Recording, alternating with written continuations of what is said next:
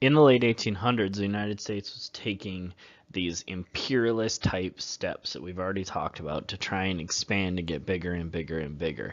And the prospect of war really started to emerge. And so, as people were trying to push for war, they wanted America to start to emerge as a world power to deal with themselves on a world area. And so, I've got a picture of a political cartoon right here, and this political cartoon shows Uncle Sam. He doesn't look so nice because this was made down in Cuba and Puerto Rico and all that, and it was a Spanish political cartoon, and he's grabbing onto Cuba and trying to take all of this land that he possibly can. And we're going to talk about the Spanish-American War and how we dealt with some problems that were happening in Cuba. So Cuba is an island nation. It's a large island about 90 miles from Florida. Cuba had been owned by Spain since Columbus came across the ocean, since 1492. In 1868, the Cubans had an uprising. They wanted their independence, and they fought against the Spanish. And that uprising lasted about 10 years. But eventually, the Spanish troops were able to stop that uprising. Then, less than 20 years later, they rose up again, the Cubans did, and started to fight again. And the Spanish decided, enough with this, we're not going to keep fighting these people. And so they came up with a policy to suppress this, to take care of these Cuban people and, just essentially horrify them into not fighting anymore. And this policy was called reconcentration. And what they did is they moved people into prison camps, so reconcentration camps, for political reasons, essentially. And so if they were out there and fighting against them, they just moved them into these camps and they kept them in there. The problem with these camps is they had like no food, or not hardly any food, not enough to keep people alive, and then really, really bad sanitation, meaning they didn't keep them very clean. And so over 200,000 people in Cuba died in these reconcentration camps. And you can see some of the pictures that we have from the reconcentration camps right here of some of these kids that were put in there and they didn't have enough food to eat. Okay, and so people are dying in these camps, and it's really, really bad in Cuba. And so there's a big group of Cubans who were in the United States that had, been kicked out of the country by Spain, and they were trying to get the United States to help. And so Jose Marti went back. He was one of the men, and he was actually Cuba's best poet, but he went back to fight against Spain. But he had dreamed of an independent Cuba, and he was trying to get America to join them as much as possible. But it turns out that he would die in a skirmish before he ever saw it actually happen, because the USA would eventually help out Cuba. And what was really happening here is the American people really wanted war. They wanted to keep pushing, they wanted to keep expanding, and they just wanted to fight the war, which would start that. And they wanted to fight this war so they could kick the Spanish out of Cuba, because really they felt bad for these Cubans. These Cubans were asking for help, and we saw those pictures before. These people are starving, and they're in a really bad situation, and Spain is not treating them like people. The other thing that they wanted to do, the reason they wanted to kick out the Spanish, is because they wanted to guard some of the American investments in Cuba. So American companies or people had invested $50 million into sugar and rice plantations, railroads, iron mines, all in Cuba. Okay. And so the president, they, were imploring the president, the 22nd president of the U.S., Grover Cleveland, and he said, no, we can't do that. There seems to be, his exact quote is, there seems to be an epidemic of insanity in the country. And he was saying, all of these people are just coming at me, and the loudest cries are from the press. And so William McKinley came in, and he was the 23rd president. And if we remember, he's the guy that said, okay, we can take Hawaii. But he said, we need to stay neutral in this too. We have no business in here. It's not our thing. And so in 1897, Joseph Pulitzer started to write for the New York World, and he created something that we now call yellow journalism. And yellow journalism is using exaggeration and just the facts that support your thing, and sometimes even, or your side, and sometimes even making up facts with these huge headlines and very little information, and sometimes completely made up information to get people to act on something that you think needs to be done. And so Joseph Pulitzer was there, and he was trying to get people to do anything they could, or anything he could get them to do, whatever he wanted them to go to war. And so he was showing all these terrible things that the Spanish did. Now, William Randolph Hearst was his biggest opponent. And so William Randolph Hearst was a reporter for the New York Journal, not the New York World, two different newspapers, and he wanted to outdo Pulitzer because this big, like, crazy, insane news that people were hearing, that made them want to buy the newspaper. And so he said, you know, we have to do the same thing. And so he wanted to outdo Pulitzer, and so he was coming up with all of these different articles, like feeding prisoners to the sharks. He was saying in Cuba the Spanish were actually feeding the prisoners to the sharks, which seems insane. That probably wasn't happening, right? Another yellow journalism headline that we see is, I believe it's Joseph Pulitzer wrote that Cuba was a land of blood. Blood on the roads, blood in the fields, blood in the doorsteps, blood, blood, blood. I mean, really, what are you saying there? You're not saying anything about what's happening in Cuba. You're just using the word blood to get people interested and to get people to act in a way that you want and buy your newspaper. So now we look at just a couple of pieces of yellow journalism here, and what ended up happening is this idea of remember the Maine. This was kind of the Alamo of this war, and in this war what happened is the fighting was breaking out in Havana, Cuba, and so McKinley sent a battleship USS Maine, to go there, just to be there, so that if any Americans got in trouble or if any American property was threatened, then he could protect it with his military. And so it was just sitting there in Havana Harbor ready to protect the Americans. And then on February 15th, 1898, at 9:40 p.m., there was a giant explosion out in the harbor, and the ship sunk. Okay, it sunk the ship and ended up killing 260 American men. And so people started immediately to blame Spain. We have no idea what happened. Okay, there's no evidence that says that Spain did it. There's no evidence that says it was an accident, but it could have been any of those things. It could have been the ammunition got too close to the coal room, or it could have been the coal engines exploded. We have no idea what happened, but this explosion happened, and we started to blame Spain, and especially the newspapers started to blame Spain.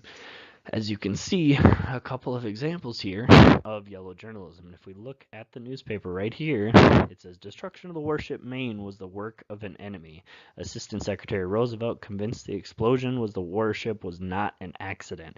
And so are they giving any information? No. They're basically saying that we think it was Spain, and so we're going to say that, but we're not going to completely and totally commit to it. We don't have any facts to back it up, but there's these huge, enormous headlines that grab your attention and make you want to buy that paper so that you can read about it and figure it out. And then some of the pictures that were used with yellow journalism to show this USS Maine are crazy too. I mean, this explosion is way too big possibly for sinking the ship. It just can't even be true that this explosion happened, and there's people all the way up here, you know, thrown hundreds of feet into the air, which seems really unrealistic that would have happened, especially to that many people. And then this amount of blood that's out here that quick to the time of the explosion seems really unrealistic too. But all of these things, this blood, this explosion, all of that brings out emotions in the reader and makes you want to buy this magazine, buy this newspaper, and know the whole story.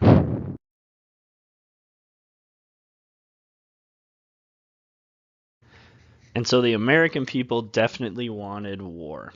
And so war fever, they called it, had set in. And McKinley, he didn't want to do war because he thought it would disrupt the economy. He didn't think it would be good for America, but the pressure was just too big by the media, by the people, by everybody. They all wanted him to do it. And so on April 11th, 1898, he gave in and he asked Congress to declare war on Spain. And 9 days later, Congress signed on, many people, most of them signed on to declare war and to fight this war in Spain.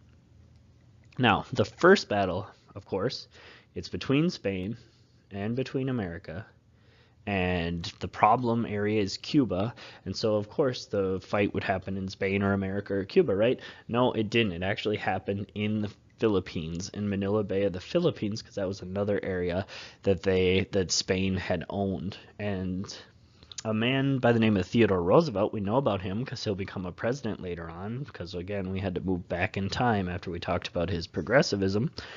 A man by the name of Theodore Roosevelt was the Assistant Secretary of the Navy, and he told one of his officers, Commodore George Dewey, to have all of his ships ready and close to Manila so that when the war broke out, he could attack the Philippines and take it back over from the Spanish. And so as soon as the war happened, 3 days later, he sent those ships there, and the ships were there, and it eliminated the entire Spanish squadron that was there. And when they eliminated the entire Spanish squadron, not a single ship was sunk, not a single life was lost. And so it was a resounding victory. And then they sent troops onto the ground, and this man down at the bottom, so the first man up here was George Dewey, okay? But this man down here is Emilio Aguinaldo. And Emilio Aguinaldo was a Filipino man, and he put together troops, Filipino troops, to help Dewey fight back against the Spanish to take over the Philippines. The problem is Emilio Aguinaldo, what he wanted independence. And America, what they wanted was to take over the country. And so eventually those two would not get along on what they believed. But at this point, they both wanted Spain out of there, and so they fought together. And so now we can talk about the fighting in the area that was actually the issue, the area that we should have been fighting in. And a big amount of that fighting happened in Santiago, Cuba. And what was happening here is the Americans, we had our army, but they didn't have very good training because they hadn't been in war for many, many years. And they were equipped, not very well, but what they were good at is they were ready to fight. They were eager to fight. They had this excitement and zest for adventure, okay? They hadn't had war for a while, and they thought it sounded really cool, and they wanted to be a part of it, all right? And one example of this is the group that's the most famous, known as the Rough Riders. And the Rough Riders was a group within the army, and they were led by a man named Theodore Roosevelt. Now wait a second. He's gonna be the president. We just talked about him being the Assistant Secretary of the Navy. Why is he leading army officers in a fight? Like he's too important for that. Well, he actually wanted to fight and wanted the adventure himself, and so kind of crazily he gave up his Navy post, his important Navy post, to join the army so that he could lead men and fight. And those men, or the men that he led, did a successful charge up San Juan Hill. And in San Juan Hill is the most celebrated event of the entire Spanish-American War, pretty much. Okay, so it's the most exciting thing. And throughout this war, the black and white people, the black and white soldiers, were fighting together. Okay, now, fighting in the water, what happened is our ships came down, American ships came down, and they trapped the Spanish in the harbor, in Havana Harbor, and they were stuck there. And so the fleet decided, well, we're stuck, we're eventually going to run out of fuel and food and all that kind of stuff, so we have to try to escape. And as they tried to escape, the entire fleet was destroyed by the American ships. And so they couldn't give any support to the 24,000 Spanish soldiers that were stuck on land now. And so within 2 weeks, the 24,000 Spanish soldiers stuck on land in Cuba had surrendered, and the war was over. America would also move on to take over Puerto Rico, which at that time was another possession of Spain, another thing that Spain owned. And so now America is very quickly becoming an empire. As the peace treaty went down, here were the terms of the peace treaty between Spain and America. Okay, part of it was Cuba would get to be their own country. So they were now the country of Cuba. Nobody owned or took charge of them. However, America would get the islands of Puerto Rico, which is right next to Cuba. They would also get the islands of the Philippines, and Guam and Wake Island. Okay, and so we can see the Philippines are right here, so we got that, and we also got Guam Island, and we also got Wake Island. So these are nice stops for us to, and we already had Hawaii. So nice stops for us to refuel on our way across the ocean. And so we got all of that land. And so what the U.S. did is in return, they paid $20 million to Spain for all of that land. And so a lot of people were not very happy with this. They said, we don't like this idea. It goes against our Declaration of Independence. One of our major things is we wanted people to have self-governance, all right, to be able to choose their own government. Since we're taking over all these islands that don't want us to be their government, we're kind of going against that classic fight against imperialism that you guys talked about. And so the other thing that people didn't like about it is they thought it also risked future wars. What we're doing is we're setting ourselves up to fight over these little islands that do we really care about? I don't know. Okay. However, the people that loved the idea, which is most of the people, were the expansionists. They wanted the country to get bigger. And so they wanted it to get bigger so that they had these important bases. And these important bases allowed them to refuel and have a Navy presence there. And then also it would give us new business opportunities, and it was our duty to spread democracy, all of these same arguments that you've heard and talked about before. And so the expansionists ended up winning out, and the Senate ratified. They went through with the treaty, and now America had an overseas empire.